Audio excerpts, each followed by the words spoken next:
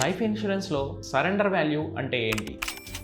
Surrender value అంటే మీరు ఎప్పుడైనా మీ పాలసీని క్యాన్సిల్ చేసుకోవాలి అనుకుంటే అప్పుడు ఇన్సూరెన్స్ కంపెనీ మీకు ఇచ్చే అమౌంట్ వాల్యూని సరెండర్ వాల్యూ అంటారు. ఈ సరెండర్ వాల్యూ అనేది ప్రతి సంవత్సరం వేరీ అవుతూ ఉంటుంది. చాలా పాలసీస్కి ఈ సరెండర్ వాల్యూ అనేది సెకండ్ ఇయర్ కానీ థర్డ్ ఇయర్ నుండి కానీ స్టార్ట్ అవుతూ ఉంటాయి.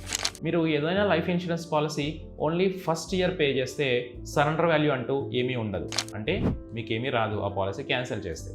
సెకండ్ ఇయర్ కట్టి ఆపేస్తే, థర్డ్ ఇయర్ కట్టి ఆపేస్తే సరెండర్ వాల్యూ అనేది ఉంటుంది. సో ఆ సరెండర్ వాల్యూని మీరు ఖచ్చితంగా మీ ఇన్సూరెన్స్ ఏజెంట్ని అడగండి. తీసుకునే ముందు కంపల్సరీ ఆ సరెండర్ వాల్యూస్ని చూడండి.